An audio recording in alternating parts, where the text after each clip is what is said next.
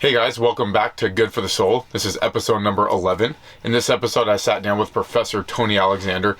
Tony is one of those guys who's been in the game forever, right? So he started doing the old karate martial arts. So he has his black belt there. He has a judo background, so has a judo black belt. And he's been doing Jiu-Jitsu specifically for 25 years, if not longer. So also has his black belt in that.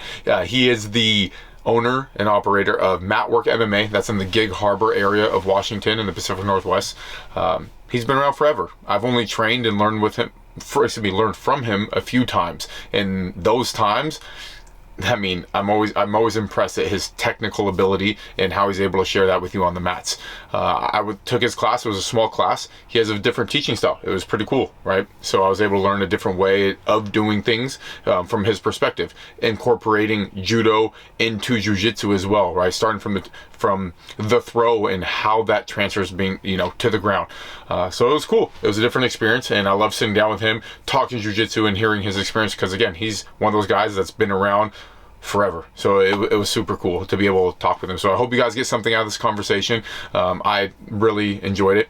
Before we jump into that, Jocko Fuel, right? As always, guys, go check them out. Support yourself by getting some awesome American-made products. They got the protein shakes, the supplements, and the superfood greens that you need.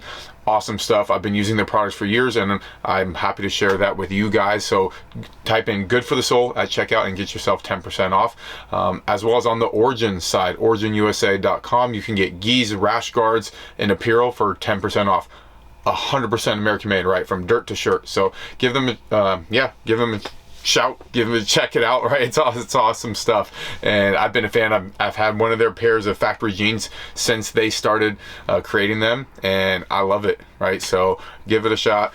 It's some of my favorite products ever. American made, 100% from dirt to shirt, right? So type in Good for the Soul at checkout as well for 10% off. And without further ado, here's the episode with Professor Tony Alexander. Cool. Thank you very much for letting me come out to your academy and train with you and learn from you today. This will be the third or fourth time you've twisted me up in knots on the mat, so I always appreciate it and learning from you. And I love sitting down with professors like yourself who have 4 stripes on your black belt, which means you've been a black belt longer than I've even been training. So it's very exciting to hear your perspective and stories again about trying to get people excited about jiu-jitsu, but to start, giving people a little bit about where you came from. Where did your love for jiu-jitsu or martial arts come from? Probably with my dad. It kind of started when I went to my first Bruce Lee movie. Okay. We went to the theater, and once I seen Bruce Lee like doing all these creative moves and his style and his finesse, and just sparked an interest. Probably everybody back in those days at that age was walking around with like nunchucks, shooting stars at trees and stuff, all the ninja movies. So it came from that. Cool. That was my inspiration. Now, what was maybe your first introduction of martial arts? Was it jiu-jitsu or, first time stepping on the mats? What martial art was it? So first time stepping on the mats probably was ninjutsu. Okay. So I was in the service, and a guy was in Japan, one of the ranger guys, and he did a tour in Japan, and he went to like this ninja camp, like out in the woods and stuff, and then he came back to Fort Lewis where we both were stationed, and he had like a class set up in the gym at the Ranger Battalion on like these mats and stuff, and I found out about him, and then I just went in there and started just training with him, and he was just telling me the story, and we did a lot of joint manipulations, throws, and then I just wanted to do more. He went off to Japan, and then I took a little break, and then I started searching for like different schools and stuff. What about martial arts, maybe specifically for you, piqued your curiosity? I've always been a disciplined athlete since I was like 5 years old, 6, doing pee-wee sports and going up. So when it came down to just the studying and just being on a team and making new friends and just learning, and the team competition, especially like the Carlson Gracie team and the legacy, and just trying to uphold the flag and being under Marcelo and just trying to create a good team. Yeah, cool. So I know you're a Jiu-Jitsu black belt, a Judo black belt, a Karate black belt. Right. Which came first? Because you said you were starting to search for martial arts. It was the ninjutsu, and then came the Ishinryu, and then came the Judo, and then came the Brazilian Jiu-Jitsu. Gotcha. Okay. Yeah, so it went like from stand-up to ground, and then, yeah. So pre-internet, pre-social media, what was your story about finding each of these disciplines? Because you had to go search for it. It wasn't a one-click, let me go find this new thing. How did it appear in your life? I would say word of mouth, and then going to different tournaments and stuff. Like when we would do the kata tournaments, and then, you know, somebody would say, oh, I'm doing pancration. I'd be like, what is pancration? And like, you know, I knew a lot of ranger guys, and they always had like little groups that they were like grappling and stuff. And matter of fact, the guy, he was a ranger, and he had like his garage built up with like mats and stuff, and then we would go over there, and that's when like hoist got big and stuff, and everybody had the VH tape, you know, and we were watching like UFC, and then, you know, we started learning the moves in his garage and stuff like that. So that's fun. That's when it that's what I'm sorry. What was your first experience as I mean, maybe it wasn't so structured for you at the time, but as a white belt judoka and as a white belt jiu-jitsu practitioner, was it that class that you're just getting thrown by everyone, or was it more instinctual to you? What were those two experiences like? Judo is harder to learn because of the throws. You know, if you don't know like the rhythms and stuff, you get thrown a lot, and then you want to get out of the thrown area and do the throwing, so it takes a long time. But you learn the foundations, just like if you went into wrestling, you're like 50% there on the ground, and then you add the grappling techniques so to complete. So when I went to judo, I was already 50% there with the newaza. So now when I went to jiu-jitsu, then it just added the other half that I needed to get more efficient with. Gotcha. Okay, so having that background helped. It really helped. Yeah. Okay. Oh yeah. Well, that's because they're kind of similar. I mean, you know, the samurais used to do the tachiwaja style, which is like the ninja jiu-jitsu style. You know, matter of fact, when I got my brown belt, Mr. Yoshida gave me my brown belt with Mr. Harai, and I believe the way the story went, he was like helping Kimura train in Japan to go fight Helio. Oh wow. Yeah. So. Wow, that's really cool. That so connection, one or two people away. Way back to there, and then meeting Marcelo and the connection to Carlson from there. You know, when he was alive, and he would come down. Then I met Junior, and then everybody I met through Marcelo. Yeah. So, you know, I sat down with Marcelo, and him and I had a conversation as well. But from your experience from outside, you know, not having come from Brazil, what was it like seeing Jiu-Jitsu come to the United States, and then Marcelo kind of bringing it to the Northwest? I mean, what was that experience, witnessing it from your perspective? So I know that when I first got into it, Joe Marrero was here first. Then came Marcelo. But I never went to Joe Marrero, but by the time I found out about him, and then I seen this bulldog and the whole story about like the dynasty team, you know, and that was the Carlson Gracie team, and I loved the whole story that went behind it. What is that story? Talk to me about it. I've heard some of the old school stuff. I want to know this story. So in Brazil, there was like the Gracies, and then there was Carlson Gracie. He was the uncle, and I guess the way it went, one side didn't want to share, and they wanted to keep it like small knit and private, maybe for like the most prestigious people who could pay. And then Carlson was more like, he wanted to train everybody. He wanted to train, you know, because in Brazil, I guess it was luta livre, and then there was like jiu-jitsu, and those two used to battle. And that was like your no-gi versus the gi. And luta livre used to do like the joint manipulation with the foot and stuff, and then you know, I guess that side of the Gracie side kind of shunned it, and they didn't like doing it. Right. But the Carlson Gracie team was like a dynasty's team for like 20 years. They were like winning like everything. And just hearing Marcelo tells a story about, you know, like Walid Ismail and how hard they used to train, and, you know, just to hear about all these legends and just, you know. Yeah. No. Yeah, it's amazing just to know that stuff and get the from the source. You know what I mean? Had you, or were you able to meet Carlson Gracie while he was still alive? Oh yeah, he used to come down at least like twice a year because Marcelo would do like the promotions and Carlson would come from Chicago and he'd do the promotions with Marcelo and do like the seminars and stuff, and you know, it's really nice guy and just all that knowledge right there, and it was just fun to have both of the instructors there, you know, with that lineage and say, man, you know, I'm wearing this bulldog, I'm part of this team, you know. Yeah, no, that's wonderful.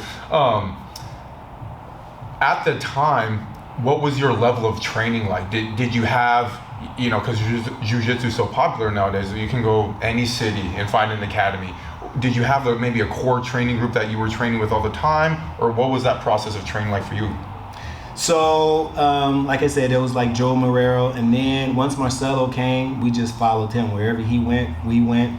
Back then, it was just coming up, and there was like maybe 45 people in the classroom, and Marcelo would just line us up, and then you would just go down the line and just switch, and that's why it was so like tough, because I think when Marcelo got here, he brought Rodrigo, Fandango, Eugene, and there was somebody else too, and you know, those guys were like purple belts at the time, and it was like tough. Yeah. You know. And that's probably why I'm as tough as I am, because you had Marcelo and he would just like spank us, and then you had Rodrigo and Eugene, and you know, they would just like tear us up, make us tough, and you know, back then we had that it was tough because you wanted to be number one, and we were trying to, you know, impress Marcelo, being Americans, and you know, we wanted to have that legacy continue. You know, at that time, what was it like for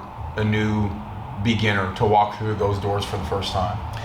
You know, Marcelo had a system, and when a new guy would come in, Marcelo would set him aside, and he had a system because, like I say, he was one of Carlson's top instructors, so he already had like a system, and he would put the new people on the side, and he had drills for them, and then they would just work their way over to be with the other group. Gotcha. Okay, so he wasn't just feeding them to the lions. No.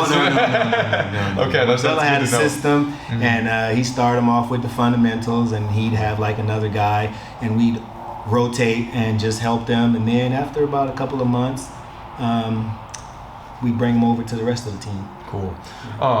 Maybe now jumping ahead to today, all the experience that you have with martial arts, with jiu-jitsu, with coaching, what is a way that you would express to someone to try to get them into jiu-jitsu, into the sport that we love so much, to maybe make that leap to walk through the doors for the first time?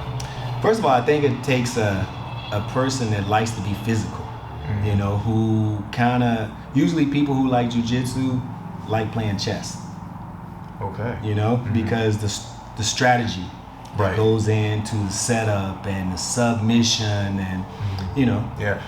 Can someone learn the physicality of it? Because most of the time, if I think of someone who plays chess, I'm not thinking of a high school wrestler or maybe someone who all the time enjoys contact. Is that something you as a coach, we can teach people? Oh yeah, definitely. Because you can take the shyest person, and if you do the drills, because there's two sides of it. There's the educational part and the physical, and maybe these people might not want to do tournaments. So you have the choice. So, and then if you want to step over and do a tournament, that's your choice. But a team is a team. You know, it's no difference. If you don't want to do tournaments, at least come and do the support, clap your hands and be on the side, and, you know, support your flag, and then you're still just as good, because you're going to train just as hard as if you were going to a tournament. So in the school, that's your tournament. You know, you don't have to go out there and do that part. Okay. You know. Cool. I know jiu-jitsu is mostly, and I think combat sports in general are mostly male-dominated sports. With my goal of trying to get more men and women into jiu-jitsu, do you ever tailor that conversation with a woman that may start jiu-jitsu differently, and maybe what advice would you have for women who want to get into jiu-jitsu? Well, I think that's something that used to be said, because going to the Masters and just watching the Pan Ams, there's a lot of women. that are involved in jiu-jitsu now. I mean, especially when I was watching it, you got Kira Gracie, I mean, Gabby Garcia. There's a lot of champions. There's a lot of female black belts also. Yeah, you know, it's true. It's not like it used to be. There's a lot of female black belts, and there's a lot of world champions. If you're watching like Who's Number One, you see a lot of main events, especially like MMA also. You know, so it's picked up across the board. It's picked up with the kids, it's picked up with the females, and you know, the guys were always there, but I think that it's kind of like evened out now. There's a range for each person. Cool. Jumping forward again, because you're talking about, you know, bringing up this, hey, where jiu-jitsu is now. What was it like, or what is it like seeing the growth of jiu-jitsu from your perspective? Because you were at it from the beginning when Marcelo and those guys got here to where it's blown up now. What does that feel like to you? It's great to see, and it's great to have been from the beginning, because like I said, Marcelo's only 2 people here, and just to see it now, you know, every place you go, every place I go, I always take a gi, and you know, especially if I'm in California, I bring my gi. When I went overseas, you know, to Europe, I bring my gi, and you meet a lot of people around the world, you know, doing jiu-jitsu. What sense of community have you gotten from training jiu-jitsu? I would say like a brotherhood. You know, you meet these different people, male and female, and just exchanging information in the community. You know, and just helping it grow and helping it branch out. So maybe jumping back again, at the blue belt stage, there's again that stereotype, the blue belt blues, and you've probably seen blue belts come and go over the years. Why is that a thing? Right. So 2-part question: why is there the blue belt blues? And then how can we stop that? How can we keep people on the mats for longer? Well, I think that's based on the personality of the person. You know, some people they quit. They don't like to see things through, and like that's always been my goal, is to have multiple black belts. So when I see it, you know, I set my goal as like when I was with Marcelo, I just stayed with one team. I went from white belt to black belt, and I wanted to be able to say, you know, that's my professor. He promoted me through all my stages, and then, you know, I'm happy to be a part of that. You know. Would you have maybe any specific advice for blue belts who hit that? They start getting on the fence of maybe walking out the doors and never coming back. Do you know, have any words for them? As hey, like, you can keep doing this. What would those words be? Well, I would advise them to hang in there with it, you know, and just tell them like, jiu-jitsu goes in a roller coaster. You hit a peak, and then you'll start going down, and then you'll come back up, you know, and that's why it's good to have like different levels. And then you stay in a level with maybe the blue belts and purple belts, and then it's good to have those ranks. So then you could jump high if you want, come back low, and then the higher belts go back and teach those blue belts, white belts, and you know, to bring them up. Definitely. So the communication has to be there. Gotcha. Cool. Right? What is something as a coach that you're seeing on the mats, whether it's attitude, technique, what is something about jiu-jitsu as a coach that you're seeing that you like? The growth of the moves. You know, there's so many different, like the moves are infinitive. You know, jiu-jitsu constantly evolves. You know, now people are doing like the different inverted guards and X guards and pulling guards in different ways, combining the throws, and I just love to see all that infused together. Cool. You know? With the growth of jiu-jitsu over the years, you've seen so much. When was the last time something for you clicked, and what was it? I would say like watching the Mal brothers. That's the name. Yep. Yeah, and just seeing them doing their inversions and watching Cornelius do like the worm guards and stuff, and doing all the lapels, and you know, like Lucas Lepre, and just seeing them do like all these innovative things, and then I want to do stuff like that too. The best way I can, you know. I'm 50. Yeah. I'm 54. I mean, we've sparred, so doesn't feel like my game is kind of like a hybrid of old school mixed with new school. Gotcha. You know, my pressure game is there, and then my setups are there, and then I can do like the De La Hivas and the modified X guards and stuff like that too. Yeah. You know. What would your training partners say your most go-to submission is? I would probably say that they usually say that it's like being in a tornado. Oh yeah? Because I don't have like one particular move I go for. I just kind of like flow, like how I was doing in class today. I like to like teach in sequences from point A to all the way to D. You know what I'm saying? Yep. And I just like to go from a stand-up to a ground to these different attacks. And that's why I was mentioning when you go into the armbar, go into an escape and never just like stop, and just a continual flow. Nice. So that's like my style. Cool. If you had to pick a favorite submission that you enjoy watching, maybe something that looks the coolest to you, what's that first one that comes to mind? Wow, set up probably from the knee on the belly, because I used to like how Carlson used to set that up with the knee on the belly and then doing like the baseball choke. That's probably like one of my favorites. Cool. If I had to pick one. I mean, I like so many, but side control, knee on the belly, the knee on the arms, and just setting up chokes from there. Cool. I like chokes. Yep, awesome. With again, maybe the stage you're at in seeing Jiu-Jitsu's growth, because it's so fascinating to me to have that knowledge. What is something about Jiu-Jitsu that maybe you're not the biggest fan of? I would probably say, for me, the politics, because I come from a judo background. It's more like it's a community of nonprofit, which is for judo, you know. Jiu-Jitsu, I would say, I mean, you got to make money at it, but I think it creates other dynamics, you know. Gotcha.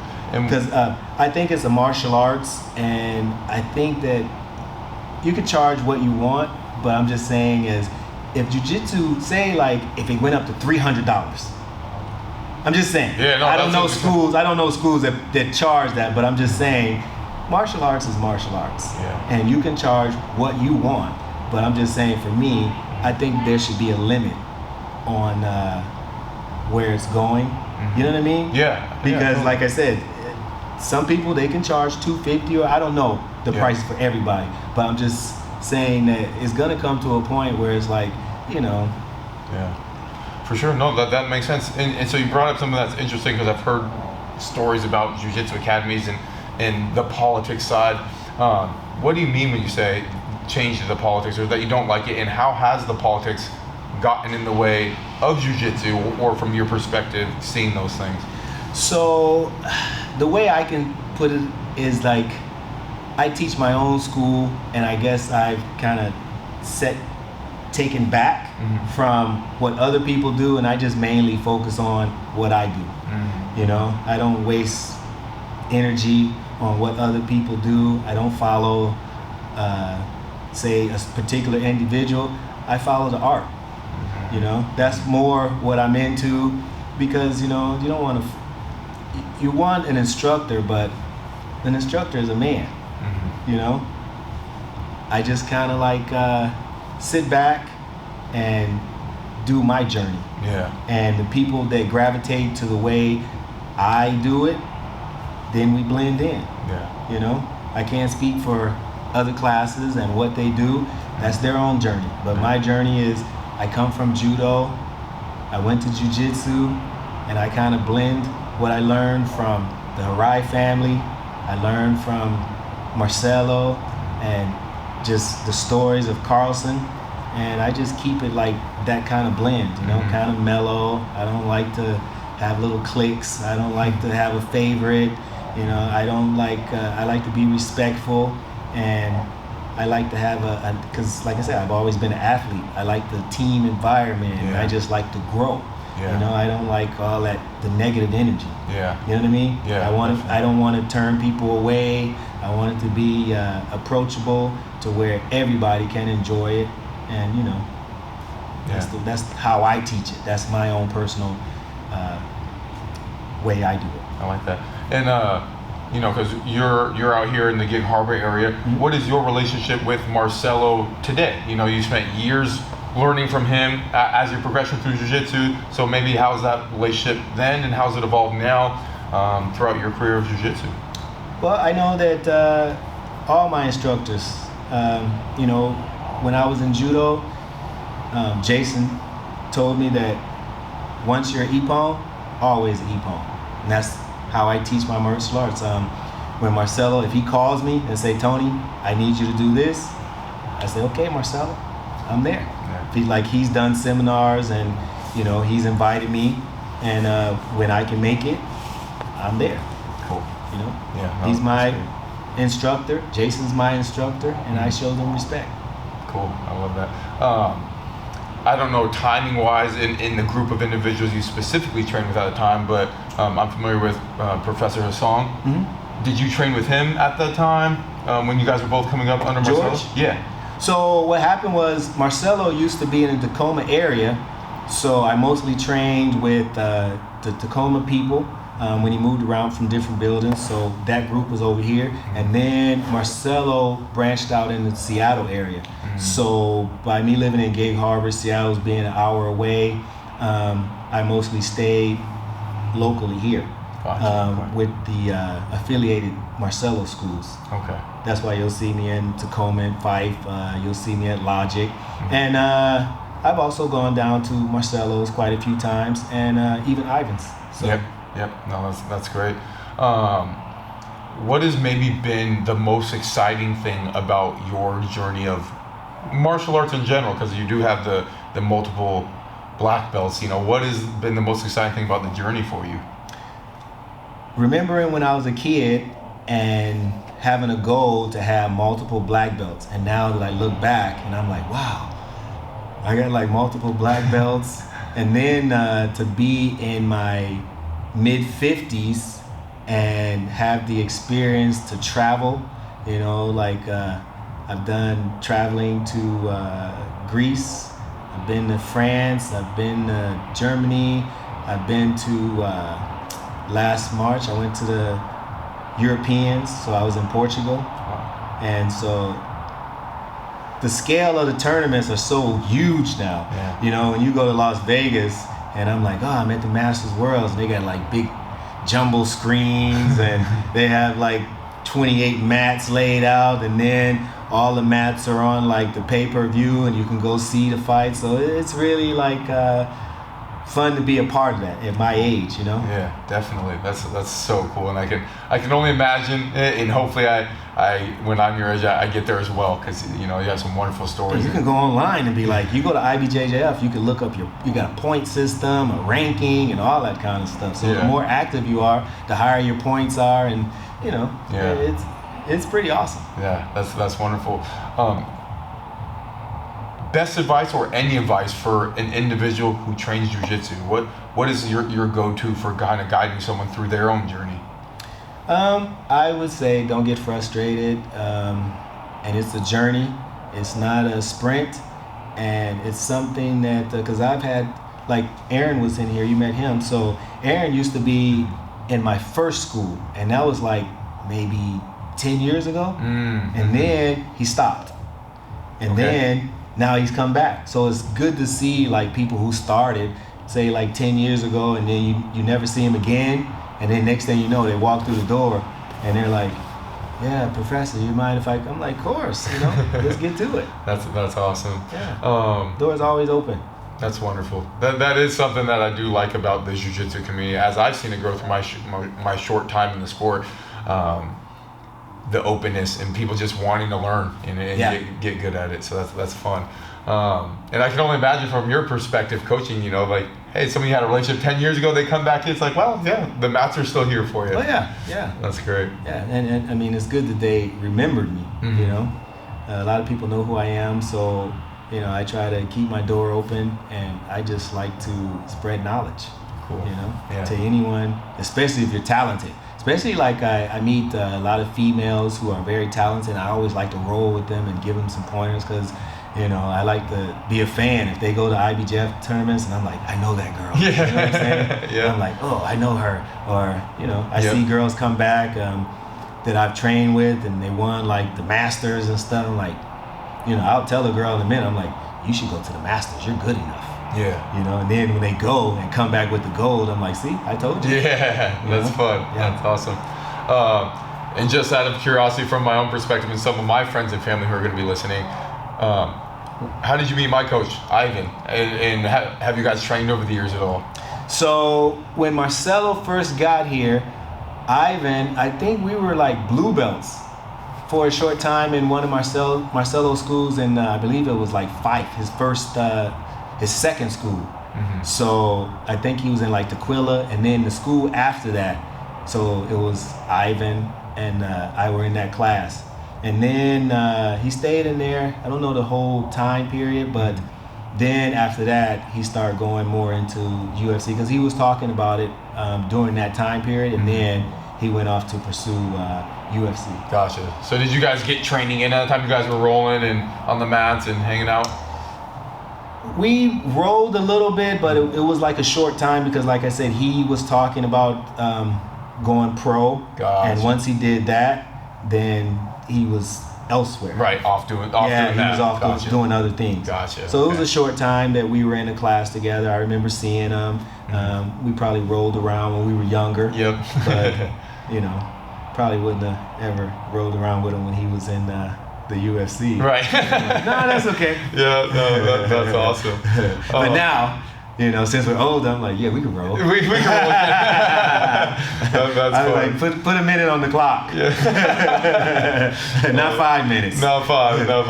That's awesome. Well, thank you for sharing your story with me. My last question is, or I guess I have two.